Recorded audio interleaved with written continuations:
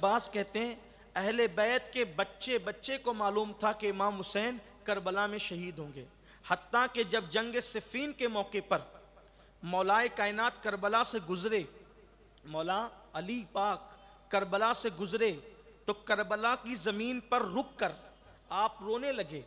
دیکھو یہاں میں ایک بات آپ سے کہنا چاہتا ہوں، میں قطعاً صفائی کے لیے نہیں کہہ رہا ہوں، آپ کی تعلیم کے لیے کہہ رہا ہوں۔ ہاں ہم صفائی پیش نہیں کر رہے، ہمیں کسی کی صنعت کی یا صفائی کی ضرورت نہیں ہے، کہ یہ جو بار بار کہا جاتا ہے نا کہ کربلا کے واقعات سن کر سنا کر روتے ہیں، یہ رافضیوں کا طریقہ ہے۔ میں کہتا ہوں کہنے والے صرف ایک مرتبہ کم سے کم خطبات محرم ہی پڑھ لیں، جنہیں ہم فقیہ ملت کہتے ہیں نا، ان کی کتاب ہی پڑھ لیں، یا کم سے کم ایک مرتبہ علامہ ارشد القادری کو پڑھ لیں، یا کم سے کم ایک مرتبہ علامہ نظامی کو پڑھ لیں، یا کم سے کم ایک مرتبہ سید نعیم الدین مراد آبادی کو پڑھ لیں، یا کم از کم بہت مختصر سی کتاب آئین قیامت وسطائے زمان حسن بریلوی کی کتاب ہی پڑھ لیں۔ حضرت مولانا حسن بریلوی جو برادر اعلیٰ حضرت ہے، جن کا مشہور کلام ہے کہ وہ ہم بار بار پڑھتے ہیں، کس زبان سے ہو بیاں داستان اہل بیت، مدح گوئے مصطفیٰ ہے مدح خان اہل بیت۔ یہ جو بار بار تاثر دیا جاتا ہے بعض لوگوں کی طرف سے کہ ذکر حسین سن کر رونا منع ہے، رونا منع، میں یہ نہیں کہتا کہ زبردستی اوروں کی طرح رو اور پیٹو، یہ ہمارا مسلک نہیں ہے، لیکن محبت کے کچھ تقاضے ہوتے ہیں، کچھ تقاضے محبت ہوتے ہیں، محبت کے تقاضے ہوتے ہیں۔ بیٹے کی میت پہ روتے ہیں لوگ، اور برسوں کے بعد مرا ہوا بیٹا یاد آ جاتا ہے تو بھی لوگ روتے ہیں لوگ۔ تو جب برسوں کے بعد مرا ہوا بیٹا یاد آئے، جب اس کی محبت رلا سکتی ہے، تو برسوں کے بعد اگر داستان حسین رلاتی ہے تو میں سمجھتا ہوں کہ یہ رافضیت نہیں بلکہ یہ محبت ہے۔ ہم ماتم والے لوگ نہیں نا، ماتم کے قائل ہیں، ہم ماتم کو حرام سمجھتے ہیں، لیکن یہ بات یاد رکھیں کہ جب جب بھی کربلا لوگوں کے سامنے بیان ہوا تو اہل محبت کی آنکھیں ضرور بھیگی ہیں، دل ضرور نرم پڑے ہیں۔ حضرت مولا کائنات علی مرتضیٰ کرم اللہ تعالی وجہ الکریم جب کربلا شریف سے گزرے، صفین کے موقع پر سفر میں تھے، کربلا میں رکے اور آپ کی آنکھوں میں آنسو تھے۔ لوگوں نے پوچھا کیوں رو رہے ہیں آپ؟ علی پاک روئے، علی روئے، علی خیبر میں جو نہ روئے، خندق میں جو نہ روئے، بدر و احد میں جو نہ روئے، جو ڈٹ جائے وہ کربلا میں آ کے روتے ہیں، محبت رلا رہی ہے۔ تو پوچھا کہ یہ آپ کیوں رو رہے ہیں؟ فرمایا کہ یہ کربلا وادی طف ہے یہ، اور یہیں پر میرا بیٹا حسین اپنے تمام آوان و انصار کے ساتھ شہید ہوگا۔ یعنی جگہ بھی پتہ ہے، اور اتنا ہی نہیں، یہ بھی پتہ ہے کہ یہاں ان کے اونٹ بیٹھیں گے، یہاں ان کے خیمے لگیں گے، یہاں ان کے کجاوے رکھے جائیں گے۔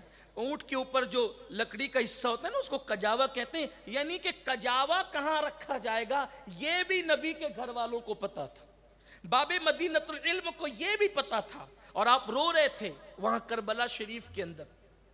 میرے پیارے آقا صلی اللہ علیہ وسلم کے پیارے دیوانوں، تو کربلا بہت مشہور تھی، داستان کربلا بھی مشہور تھی، یہ واقعات اللہ کے رسول علیہ السلام نے بیان کیا، مولا کائنات نے بیان کیا، سیدہ فاطمۃ الزہرا نے بوقت وصال بیان کیا، یہ سب بیان ہوتے رہے، یہ حادثہ اچانک نہیں تھا۔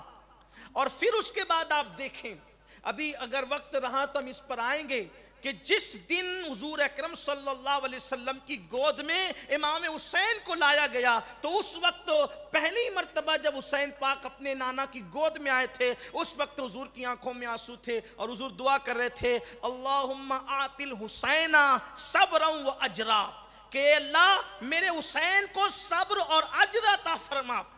آخرکار پیدا ہونے والے نوزائیدہ بچے کے لیے، شہزادے کے لیے صبر اور اجر کی دعا کیوں کی جا رہی ہے؟ اس لیے کہ رسول اللہ جانتے ہیں کہ جو آج پیدا ہوا ہے اس کو قدم قدم پر صبر سے گزرنا ہے، صبر کی منزل سے گزرنا ہے، اور مولا حسین اپنی پوری زندگی میں ہر قدم پر صبر کی منزل سے گزرتے رہے۔ سیدنا امام زین العابدین سے کسی نے پوچھا یہ صبر کیا ہے اور صبر کی حیثیت کیا ہے؟ تو حضرت امام زین العابدین نے فرمایا जिस तरीके से जिंदा इंसान के लिए सर का होना जरूरी है, वैसे ही ईमान के लिए सब्र का होना जरूरी है। अल्लाह अकबर। ये नहीं कहा गया करबला टल जाए, इमाम हुसैन के सर से मुसीबत टल जाए, इमाम हुसैन के सर से बलाएं टल जाए, नहीं, बल्कि क्या दुआ की जा रही है, ए अल्लाह मेरे हुसैन को सब्र अता फरमा और अजर अता फरमा। जानते हैं कदम कदम पर सब्र है। अब आप देखें, अगर हम देखें तो इमाम अली मकाम की जिंदगी का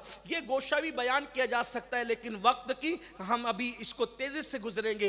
हुसैन सब्र के रास्ते में जो है वो मंजिल ब मंजिल कैसे आगे बढ़ते हैं। देखो सब्र की कैफियत क्या है और कैसे गुजरे हैं इम्तिहान से। अभी 7 साल की उम्र है कि नाना जान का विसाल हो गया।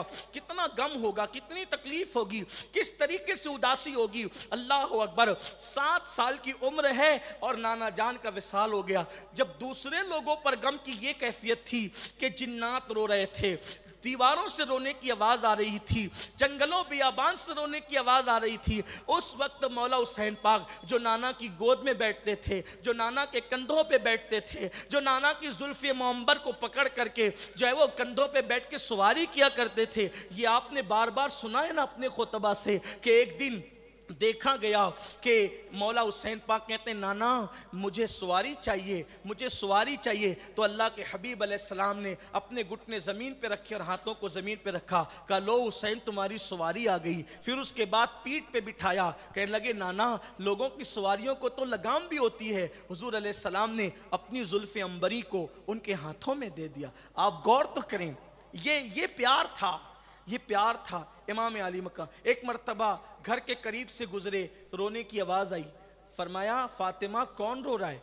अर्ज़ की बाबा जान हुसैन रोते हैं। सरकार ने मैं इन्हें रुलाया मत करो, ये रोता है तो मेरा दिल दुखता है। ये आक़ाए करीम की मोहब्बत थी। अब बताएं जब इमाम अली मकाम 7 साल की उम्र में जब नाना के विसाल का सदमा कितना रहा हो, अभी नाना के विसाल के सदमे के ज़ख्म दिल से गए भी नहीं थे कि ठीक 6 महीने के बाद अम्मी का विसाल हो गया, माँ का साया सर से उठ गया। और उसके बाद फिर इमाम अली मकाम को चंद सालों के बाद वालिद का साया सर से उठा, और फिर उसके ठीक 10 साल के बाद भाई का साया सर से उठा। उसके ठीक 10 साल के बाद कम बेश चाहे वो 50 में इमाम की शहादत हुई इमाम हसन पाक की, और 61 में करबला का वाक़या पेश है। और उस दरमियान में जो सताया गया वो अलग, वो एक दास्तान ही अलग है। अगर एक एक लम्हा, एक एक साल, 56 साल में से एक एक साल अगर बयान किया जाए, ज़बान पे में काबू नहीं, दिल में हिम्मत नहीं, कलेजा कांप जाए। और वो भी किसी ऐसे आदमी से जिसकी खून की शिरियानें उस अर्श मकाम की शिरियानों, खून की शिरियानों से मुंसलिक होती हो, उनके लिए तो कतअन मुमकिन नहीं। लेकिन सिर्फ ये बात इसलिए बयान की जाती है ताकि हमें इबरत हो कि उन्हें कितना सताया गया है। आँख में आंसू, परेशान किया जाना, सताया जाना, गालियाँ दिया जाना और उनका सब्र कर। सैयद अमीन आपका अदना गुलाम है।